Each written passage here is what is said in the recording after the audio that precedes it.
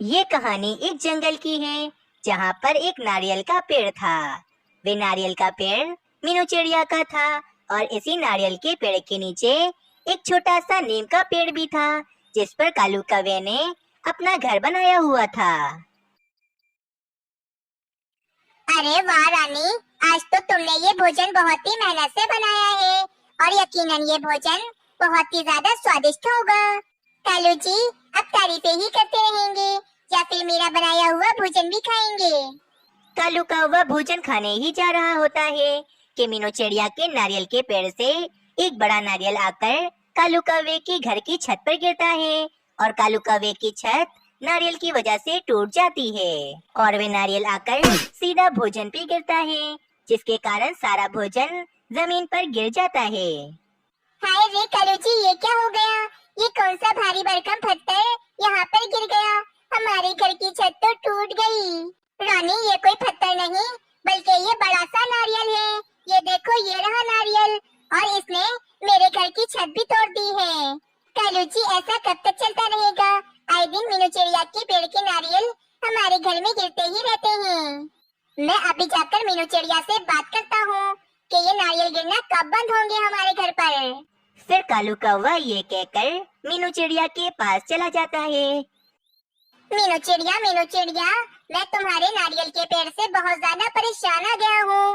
आज तुम्हारा बड़ा सा नारियल मेरे घर की छत पर आकर गिर गया, जिसके कारण मेरे घर की छत टूट गई है और मेरा सारा भोजन भी घोंसले में इधर उधर गिर गया था।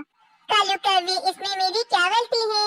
मैं जानबूझकर नारियल तुम्हारे घर पर थोड़ी ना गिरा रही हूँ। बस मीनू चिड़िया, अगर ये नारियल दोबारा से मेरे घर पर आकर गिरे और मेरा कुछ भी नुकसान हुआ तो मैं तुम्हारे इस नारियल के पेड़ को काट डालूंगा। अरे भाई, ऐसे कैसे ये पेड़ काट दोगे तुम? ये पेड़ मुझे मेरी जायदाद में मिला है और इसी नारियल को बेचकर मैं अपना व्यापार करती हूँ। अगर तुम्हें इतना ही कोई मसला है तो तुम अपना घर किसी और पेड़ पर बना लो। फिर कालू कौवा गुस्सा होकर वहाँ से चला जाता है। अगले दिन मीनू चिड़िया अपना नारियल पानी का ठेला लगाकर बैठी होती है और पक्षियों को नारियल पानी बेच रही होती है। वाह भाई मीनू चिड़िया, मजा ही आ गया तुम्हारा नारियल पानी पीकर तो। मुझे एक और दे दो, मैं अपनी पत्नी को भी ले जाकर पिलाऊंगा। हाँ जरूर तोते, मैं अभी देती हूँ। मीनू चिड़िया का नारियल पानी का व्यापार बहुत ज्यादा ही अच्छा चल रहा था, परंतु दूसरी तरफ कालू कौवा और रानी कौवी बहुत ज्यादा ही परेशान थे। कालू जी, मीनू चिड़िया बिल्कुल ठीक कह रही है। अब वे खुद थोड़ी ना नारियल तोड़कर हमारे घर पर फेंक रही है। इसमें उसका क्या कसूर है? अब हमें अपना दूसरा घर बना लेना चाहिए और अगर कल को हमें अंडे हुए और हमारे अंडे पर नारियल आकर गिर गया तो हमारा अंडा तो टूट जाएगा। हमारा कितना बड़ा नुकसान हो जाएगा कालू जी। नहीं नहीं रानी, हम कहीं पर भी नहीं जाएंगे, हम यहीं रहेंगे। मुझे नारियल के पेड़ का कुछ ना कुछ तो करना ही पड़ेगा। अच्छा ठीक है कालू जी, अभी मैं जा रही हूँ तिनके जमा करने के लिए। हमें दोबारा से अपनी छत की मरम्मत जो करनी है। नहीं रानी, छत की मरम्मत करने की कोई जरूरत नहीं है। अगर दोबारा से नारियल हमारी छत पर गिर गया तो तुम्हारी मेहनत जाया जाएगी। ठीक है कालू जी, जैसे आपको ठीक लगे। अगले दिन कालू कौवा और रानी कौवी बैठे बातें कर रहे होते हैं कि अचानक एक बड़ा सा नारियल आकर कालू कौवे के ऊपर गिर जाता है। रानी, इतनी जोर से लगा मुझे, ये नारियल मेरे ऊपर गिर गया है। मेरा तो सर ही घूम गया। अब तो मैं इस नारियल के पेड़ को नहीं छोड़ूंगा। बस अब मैं नारियल के पेड़ को काट ही डालूंगा।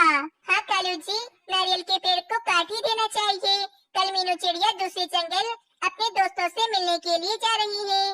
बस आप कल ही उस नारियल के पेड़ को काट दीजिएगा। अगली सुबह हो जाती है। मीनू चिड़िया अपने दोस्तों से मिलने के लिए दूसरे जंगल चली जाती है और पीछे से कालू कौवा मीनू चिड़िया की गैर मौजूदगी में कबूतर कारपेंटर को बुलाकर लाता है। कारपेंटर जी, इस बड़े से नारियल के पेड़ को जड़ से काट डालें ताकि ये फिर से दोबारा ना बढ़ सके। परंतु कालू कौवे, ये नारियल का पेड़ तो मीनू चिड़िया का है ना? कारपेंटर जी, तुम्हें तो सिर्फ पैसों से मतलब होना चाहिए। ज्यादा सवाल मत करो। वरना मैं किसी और कारपेंटर को बुलाकर ले आऊंगा। फिर कबूतर कारपेंटर अपनी कुल्हाड़ी से वे बड़ा सा नारियल का पेड़ काटने लगता है। कुछ देर के बाद कबूतर कारपेंटर उस नारियल के पेड़ को काट डालता है।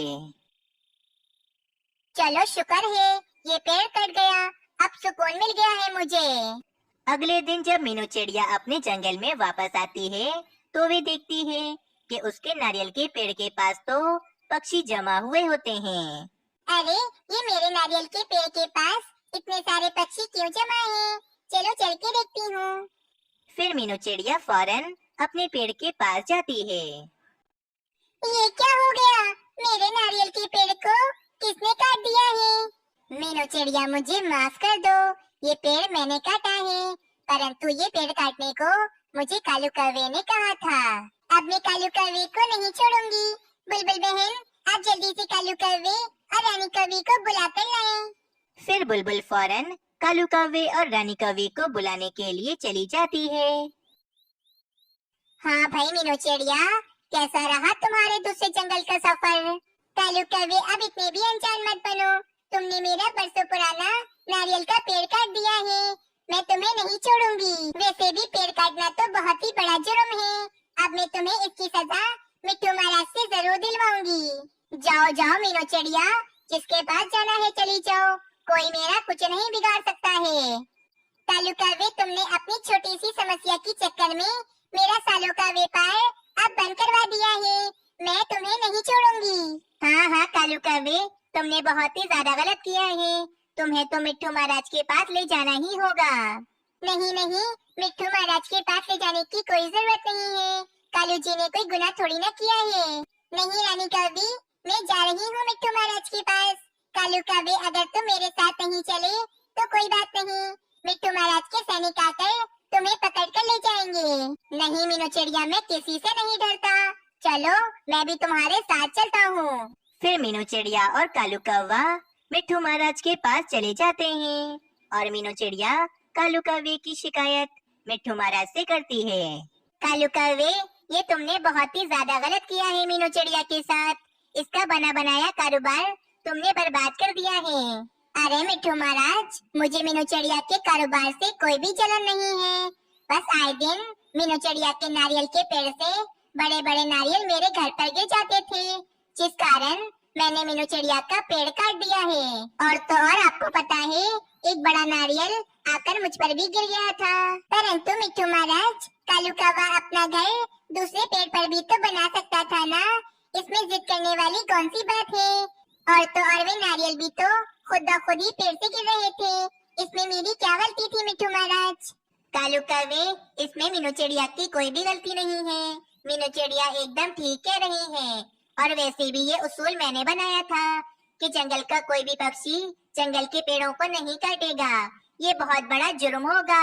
और मैंने ये भी कहा था कि जो कोई भी पक्षी पेड़ काटेगा उसको 5 साल की सजा मिलेगी। ये बात सुनकर तो कालू कौवा बहुत ज्यादा ही डर जाता है और कहता है, मिट्टू महाराज, मुझे माफ कर दे, मैं आइंदा से पेड़ नहीं काटूंगा। मुझे माफ कर दे मिट्टू महाराज। परंतु मिट्टू महाराज कालू कौवे को माफ नहीं करते और उल्लू सैनिक कालू कौवे को पकड़कर ले जाता है। दोस्तों, आप सभी से यही गुजारिश है कि अगर पेड़ लगा नहीं सकते तो उन्हें काटिए भी मत, क्योंकि पेड़ काटने से हमारा अपना ही नुकसान होता है। अगर आप सबको ये कहानी अच्छी लगी तो चैनल को जरूर सब्सक्राइब करें और कमेंट सेक्शन में अपनी राय देना ना भूलें।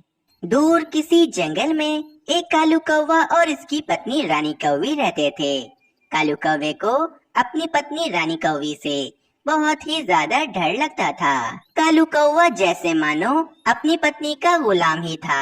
और तो और कालू कौवा रानी कौवी के सारे काम करता था और भोजन भी कालू कौवा खुद ही ढूंढने जाता था। कबूतर भाई, आपको पता है कालू कौवा तो अपनी पत्नी रानी कौवी का गुलाम ही बन गया है। रानी कौवे तो कालू कौवे को मारती भी है जब कालू कौवा ठीक से काम नहीं करता। बेचारे कालू कौवे की किस्मत ही खराब है जो कालू कौवे को इतनी जालिम पत्नी मिली है। कालू कौवा तो बहुत परेशान है। कल जब मैं कालू कौवे के घोंसले के पास से गुजर रहा था तो मैंने देखा कि कालू कौवा अपनी पत्नी रानी कौवे से बहुत ज्यादा मार खा रहा था। रानी कौवी बहुत जालिम है, वे कालू कौवे को बहुत ज्यादा ही मारती है। हाय रे कबूतर, तुम ठीक कह रहे हो, बेचारा कालू कौवा कितनी जालिम पत्नी से शादी कर बैठा है। बुलबुल बहन, मैं तो रानी कौवी से बात भी नहीं करता हूँ, कहीं रानी कौवी कालू कौवे की तरह हमें भी ना मारे, इसीलिए मैं तो रानी कौवी से दूर दूर ही रहता हूँ। अरे कालू जी, क्या तुम्हारे हाथों में जान नहीं है? इतनी ज्यादा गर्मी हो रही है और तुम इतने हल्के पंखा चल रहे हो, जरा तेज चलो ताकि हवा तो तेज आए। रानी, मैं भी तो तुम्हारी तरह एक पक्षी हूँ ना, तो मैं पंखा झल झल के मेरे तो पैरों में दर्द हो गया है। क्या कहा तुमने कि तुम्हारे पैरों में दर्द हो गया है? अभी मैं सब पक्षियों के सामने ले जाके तुम्हें बेलन से मारूंगी जब ठीक होगे तुम। अरे रे रानी, तुम गुस्सा क्यों होती हो? मैं तो बस ऐसे ही कह रहा था। अगले दिन मीनू चिड़िया कालू कौवे के घोंसले में आती है और मीनू चिड़िया रानी कौवी से कहती है, रानी कौवी, मुझे तुमसे एक बहुत जरूरी बात करनी है। अब तो ये बात जंगल के सारे पक्षियों को पता चल गई है कि तुम कालू कौवे के साथ बिल्कुल भी अच्छा व्यवहार नहीं करती हो, और तो तुम कभी कभी कालू कौवे को बहुत बुरी तरह से मारती भी हो। ये तो गलत बात है ना रानी कौवी? भला कोई पत्नी अपने पति को मारती भी है? हाँ रानी, मीनू चिड़िया बिल्कुल ठीक कह रही है। तुमने तो मुझे अपना नौकर ही समझ लिया है। तुम बहुत ज्यादा मुझे मारती भी हो और कोई काम भी नहीं करती हो। भोजन भी मैं ही ढूंढ के लाता हूँ, और तुम्हें जब गर्मी लगती है तो तुम्हें पंखा भी मैं ही झलता हूँ। कालू जी, अभी जितना ज्यादा बोलोगे बाद में तुम्हें उससे ज्यादा डंडे पड़ेंगे, इसीलिए सोच समझ के बोलना तुम। और हाँ मीनू चिड़िया, तुम्हें मुझे ये बताने की कोई जरूरत नहीं है कि मैं अपने पति की इज्जत नहीं करती और कालू जी को बहुत मारती हूँ। तुम यहाँ से चली जाओ, वरना कालू जी के साथ साथ मैं तुम्हें भी बहुत बुरा मारूंगी। ठीक है रानी कौवी, मैं चलती हूँ, लेकिन मेरी बात याद रखना कि तुम कालू कौवे के साथ ये बिल्कुल भी अच्छा नहीं कर रही हो। एक ना एक दिन तुम्हें इसकी सजा जरूर मिलेगी। हाँ हाँ ठीक है, देख लूंगी मैं। चलो अब यहाँ से निकलो और दोबारा कभी मेरे घोंसले में आना भी मत। फिर मीनू चिड़िया वहाँ से चली जाती है। और तुम कालू जी, तुम तो बहुत ज्यादा बड़े बन रहे थे, मीनू चिड़िया के सामने मेरी बुराइयां कर रहे थे। तुम्हें तो मैं अब बताती हूँ। फिर रानी कौवी पास ही पड़ी एक डंडी उठाती है और कालू कौवे को मारने लगती है।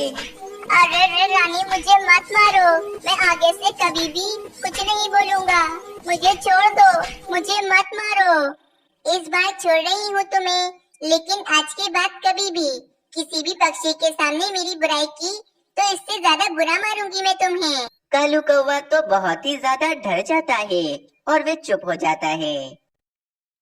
अगले दिन कालू कौवा भोजन ढूंढता ढूंढता बहुत ही ज्यादा थक जाता है कि वे थक हार के एक पेड़ पर आकर बैठ जाता है कि वहीं पर तोता भी आ जाता है। कालू कौवे, तुम तो रानी कौवी से बहुत ज्यादा डरते हो, और कालू कौवे, रानी कौवी तो तुम्हें बहुत मारती भी है, तुमसे अपना सारा काम भी करवाती है। मुझसे तुम्हारी ये हालत देखी नहीं जाती है। इस समस्या का मेरे पास एक बहुत ही अच्छा उपाय है। वो क्या उपाय है तोते? जल्दी बताओ।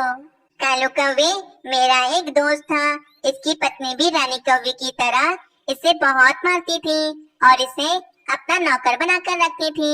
फिर मेरे दोस्त ने अपनी पत्नी से तंग आकर एक सुंदर सी तोती से शादी कर ली और अपनी पुरानी पत्नी को छोड़ दिया। मैं तो कहता हूँ तुम भी दूसरी शादी कर लो, फिर तुम्हारी जिंदगी में भी सुख आ जाएगा और तुम रानी कौवी को छोड़ देना। अरे वाह तोते भाई, क्या उपाय दिया है तुमने। मैं दूसरी शादी करने के लिए तैयार हूँ ताकि मुझे मेरी जुल्मी पत्नी से छुटकारा मिल जाए। लेकिन मुझ जैसे बुड्ढे कौवे से शादी कौन करेगी? वे कौन कौवी होगी? मेरी एक दोस्त सोनी कौवी है। सोनी कौवी बहुत सुंदर है। मुझे यकीन है कि सोनी कौवी तुमसे शादी जरूर कर लेगी। चलो कालू कौवे, मैं अभी चलता हूँ। कल सुबह मैं सोनी कौवी को यहीं पर लेकर आऊंगा। तुम मुझे कल सुबह इसी पेड़ पर मिलना। ये कहकर वे तोता वहाँ से चला जाता है। क्या हुआ कालू जी, तुम इतने ज्यादा खुश क्यों लग रहे हो, बताओ मुझे। नहीं नहीं रानी, कोई ऐसी बात नहीं है जिसके कारण मैं खुश हूँ। तुम मुझे खुश कब रहने देती हो, हर समय मैं तुम्हारी वजह से उदास ही रहता हूँ। लगता है तुम्हें दोबारा से मार खाने का दिल चाह रहा है, मैं तुम्हें अभी बताती हूँ। नहीं नहीं रानी, मुझे क्षमा कर दो, मैं दोबारा ऐसा कभी नहीं बोलूँगा, तुम तो बहुत अच्छी पत्नी हो। अगले दिन तोता सोनी कौवी को लेकर कालू कौवे के पास आ जाता है। कालू कौवा सोनी कौवी को देखकर बहुत ज्यादा खुश होता है। कालू जी, मुझे तोते भाई ने आपके बारे में सब कुछ बताया, मैं आपसे शादी करने के लिए तैयार हूँ, आप मुझे बहुत पसंद हैं। क्या, ये तो मैं पहली बार सुन रहा हूँ कि मुझ जैसे काले कौवे को भी कोई पसंद करता है। सोनी कौवी जी, आप बहुत अच्छी हैं, मैं आपसे शादी करने के लिए तैयार हूँ। कालू जी, आपकी पत्नी बहुत जुल्मी है, लेकिन देखिएगा, जब आप मुझसे शादी कर लेंगे तो मैं आपसे एक भी काम नहीं कराऊंगी, आप आराम से रहेंगे। देखा कालू कौवे, मैंने तुमसे कहा था ना कि सोनी कौवी कितनी अच्छी है और वे तुमसे शादी करने के लिए तैयार हो जाएगी। हाँ हाँ तोते, तुम्हारा बहुत बहुत शुक्रिया। ये सब बातें चल रही होती हैं कि वहाँ पर जंगल के सारे पक्षी भी आ जाते हैं। अरे भाई तोते, क्या तुमने सभी पक्षियों को भी यहाँ पर बुलाया था? हाँ हाँ कालू कौवे, मैंने ही सभी पक्षियों को यहाँ पर बुलाया है। मैं चाहता हूँ कि सभी पक्षियों को पता हो कि तुम दूसरी शादी कर रहे हो। अरे कालू कौवे, तुमने दूसरी शादी करने का फैसला बहुत अच्छा किया है, मैं बहुत ज्यादा ही खुश हूँ। हाँ कालू कौवे, रानी कौवी तो शायद कभी तुम्हारी इज्जत ना करे, लेकिन ये सोनी कौवी बहुत अच्छी है, ये तुम्हारी बहुत इज्जत करेगी और तुम्हारी बहुत सेवा भी करेगी। अगले दिन शादी होती है। सारे पक्षी ही कालू कौवे की शादी की तैयारियां कर रहे होते हैं। ये जंगल में किस पक्षी की शादी की तैयारी हो रही है, मीनू चिड़िया मुझे बताओ। अरे रानी कौवी, तुम्हें ये नहीं पता, तुम कालू कौवे पर इतना जुल्म करती हो, इसे मारती हो और इसे अपना नौकर बनाकर रखती हो। इसी कारण कालू कौवा तुमसे परेशान होकर दूसरी कौवी से शादी कर रहा है। ये सब पक्षी कालू कौवे की दूसरी शादी की तैयारियां कर रहे हैं, परंतु कालू जी ऐसा कैसे कर सकते हैं? कालू जी ने तो मुझसे पसंद की शादी की थी ना। रानी कौवी, कालू कौवा तो अभी भी तुम्हें बहुत पसंद करता है, लेकिन तुम कालू कौवे को इतना मारती हो और इसे इतना तंग करती हो कि कालू कौवा मजबूरन दूसरी शादी कर रहा है। चिड़िया, तुम कालू जी को रोक लो, वे दूसरी शादी नहीं कर सकते हैं। मैं तुमसे वादा करती हूँ, मैं कालू जी के साथ कभी भी बुरा नहीं करूँगी, हमेशा कालू जी की इज्जत करूँगी, उसे कभी नहीं मारूंगी। बस तुम एक बार जाके कालू जी को रोक लो। दूसरी तरफ सारे पक्षी और कालू कौवा सोनी कौवी को लेने के लिए उसके पास आ जाते हैं। सोनी कौवी, तुम बहुत ही सुंदर लग रही हो, आज मुझे मेरी जुल्मी पति से छुटकारा मिल जाएगा। बस फिर क्या था, वहाँ पर मीनू चिड़िया रानी कौवी को लेकर आ जाती है। कालू जी रुक जाओ, तुम ये दूसरी शादी मत करो, मैं तुमसे बहुत शर्मिंदा हूँ। मैं अब तुम्हारे साथ कभी भी गलत नहीं करूँगी, तुम्हें कभी नहीं मारूंगी, और तो और तुम जैसा कहोगे मैं वैसा ही करूँगी। रानी तुम झूठ कह रही हो, मैं जानता हूँ कि तुम मुझे घोंसले में जाकर वैसे ही मारोगी और अपना नौकर बनाओगी।